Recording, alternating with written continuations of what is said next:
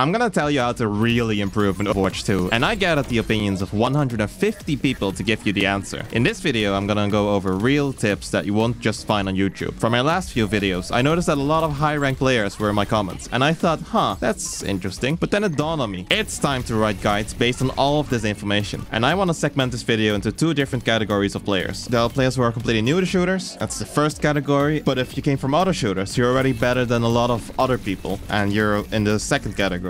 I proposed in the last video that it's almost impossible to improve in Overwatch 2 as a new player. The opinions on that were varied, and a lot of people agreed, some had a couple disagreements about it, and then the rest were just unhelpful for a new person. I was really surprised by the amount of people who felt the same way as I did, and you can't find guides, nor do you know the importance of things until you really dig deep and research these things about the game. But like French Snailbutter said here, I just don't get to play enough hours as a dev for kids. It's not realistic to ask that of players anymore. If you're about 14 or 16 years old, just know that you'd be surprised by the number of gamers that are about 40 years old. Let's go over the advice that'll really help. The Ryan guy said that he got Grandmasters without even knowing that Anna's grenade amplifies healing to allies, and I think that's a really good indicator that my preconceived notions of you need to know everything in order to improve is completely wrong. And this directly ties into what Jorgora and Arom1586 here are saying. The fundamentals that are really important to learn are corners, angles, space, timing, and uptime. But that's only good advice for people who already know and understand a lot of the game. There were quite a lot of people whose advice was just play more. You can learn everything by playing. Just watch A10. And look, if that was enough, I wouldn't be making this video. Honestly, what a fucking bunch of gatekeeping. Here I am, trying to get as many people to start Overwatch 2 and enjoy the process of learning it,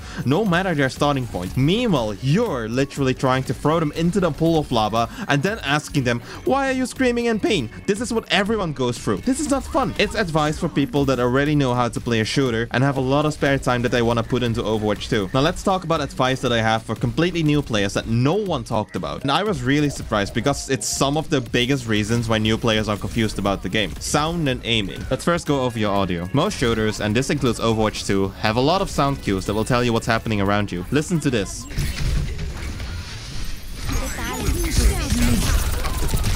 From just this super short sample, we can analyze a lot of things. A Doomfist is blocking, then charges his punch, and as he's flying with his punch, he gets hacked by a Sombra. Sombra is shooting the Doomfist, and he dies. While this is happening, Mercy is ulting on the left, and on the right, Ashe used her grenade, and Ramatra used his shield. We can get general positional awareness from the audio, and we know what abilities are being used, and we even know when someone is dying. I can't stress enough how important good audio is to playing Overwatch. If you don't have headphones good enough that you can hear everything that's happening in this clip, then you wouldn't get far at all. It's basically the same as playing with a blindfold. At least get a basic pair of headphones. Don't try to play this game while only listening through one earphone or with speakers. You really need headphones in order to hear everything and everywhere. Then there's two settings you need to have enabled. Open options, go to sound, general, and under sound, play sound when enemy eliminated, and play sound when teammate eliminated. Turn them both to on. You need those sounds. I can't imagine living with them off. What this setting does is it plays a different sound whether an ally or an enemy dies. Very important to learn this early on. Next, about aiming. You can't just move your mouse and hope for the best when you're aiming. This is actually something that I had to hear from a friend. So when you make big movements, you move your forearm. Yeah, the entire forearm. And to do this, you need a chair with armrests. Your aim has to be stable, and the elbows are what keeps your aim stable. If your elbows are floating and your only point of contact with your table is your wrist, you'll just stop improving at some point. Okay, but how do you aim more precisely then? Well, wrist and fingers. There are different ways of doing that, but I like slightly moving my fingers around to get a more precise aim, and every time I aim, I first move my forearm to get as close to the target as possible. Then I move my wrists and fingers to get a more precise aim, and it took a little while to get used to, but now I feel like I'm getting better and slowly improving. It's about having a good set of fundamentals that you can really build on in the long run, and it's better to learn things right from the start and then to learn more advanced things. I wanted to point my eyes to this comment from CoolSleeper9348. They said, I think it's common intuition to think that the farther away you are from a shotgun character, the less effective they will be. And this is one of many comments that basically just said, play more. It's all intuition, bro. And it's just not wired in my head like that. It's not something I think about, nor did I ever think deeply about the fact that shotguns don't work from longer ranges. When I started the game, all I could think about was the fact that he comes to me and then I die. And it took me so long to figure out the simple answer, where all you need to do is just shoot him from afar. So what about Tracer then? Her guns sound like they shouldn't deal any damage, but her primary fire has the highest damage per second at 220, not counting any ability abilities like Bastion's turret form. A lot of things don't come to me from intuition, and someone has to point them out to me. I can try and figure things out on my own, given enough time. But as I said earlier, it's just sometimes not possible for people to play that much. I'd much rather play for 1 or 2 hours almost every day, watch videos appropriate for my skill level so I can think about how to improve. We as a community should create separate guides for beginners and guides for intermediate players. There are players coming into Overwatch at a rapid pace, and it's up to the content creators to keep them in and provide information. And yes, it should be on a silver platter. There's no point in gatekeeping simple knowledge. Do you want this game to die and fizzle out again? Overwatch 2 is already hard, and it's not this gritty, dark, full of screaming Russian game like CSGO. This is Overwatch. The popping colors, the beautiful art, and super cool hero designs suggest a cozy, bubbly environment. I don't want a community of screaming tryhards. I want a community in Overwatch 2 that came right from fucking Stardew Valley and they all just plucked a strawberry on some shit. The mini guide I gave earlier was an example of what I believe is good for beginners. But what about players like me who have the basics down and know a little bit about the game? Killer6TV931 here said that my aim was mid, and honestly, I'll take it. Mid is good in my case. Hell yeah. I started Overwatch 2 with zero aim. Nothing. What now from here? This isn't a game where improving your aim will give you a linear increase in your skill. It just doesn't work like that here. I asked for specific guides like matchup, maps, and heroes, and you don't have to combine them. It'll be nice, but you don't have to. Like Assimilator Quick Tip said here, it's impossible. If you wanted to make a Sombra guide for every situation, you would have to make guides for 27 maps against 40 heroes. That's 1080 guides, not even counting the amount of variability from your own allies or enemies having teammates. But I believe that creating general guidelines just isn't the way to go. But also, I went over this specific video from CawQ, and it's from 2021. That's 3 years ago. Sure, there's good information out there, but do you want me to fish specific information that still applies now?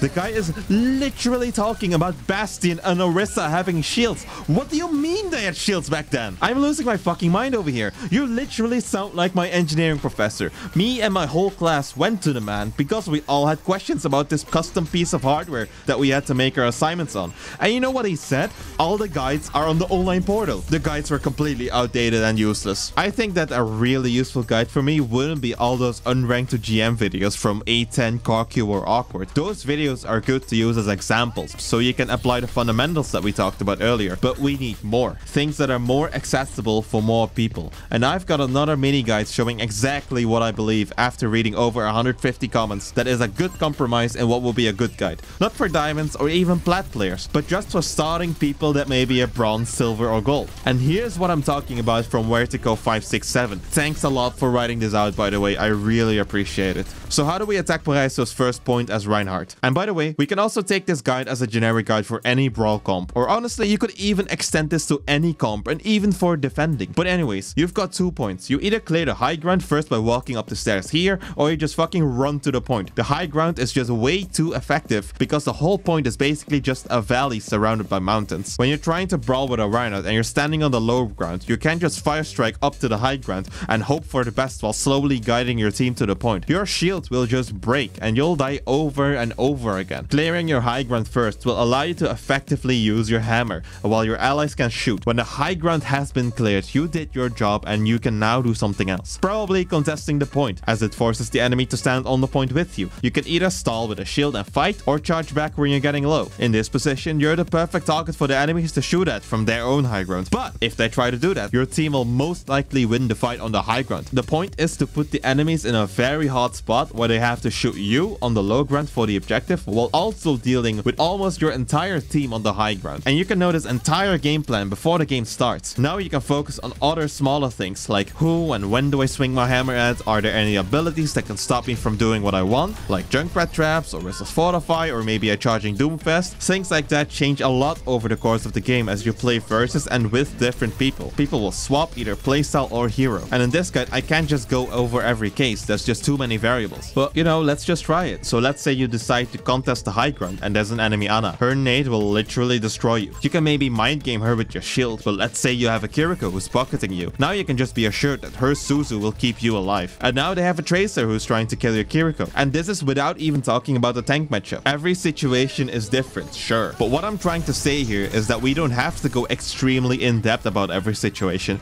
It's impossible to account for everything in a guide. Now, what I ask of the people that need this type of guide is to start practicing from here on out. This is exactly what I want. Start with a good basic idea, and then find your own way of doing things. Sure, I'd like to start cooking and do a weird zigzag maneuver like Zarya walking around the whole point to go from the back, but it's never going to work. The fun of finding your own playstyle doesn't come from figuring out this macro stuff that everyone else seemingly already has. It's coming from making the things that work, but for your own specific playstyle. And I'm not qualified to make guides like this, but all these high-ranking plays in the comments are. So write guides like this one in the comments. I'll make a video on it to the best of my ability. Subscribe so we can hit 400 subs.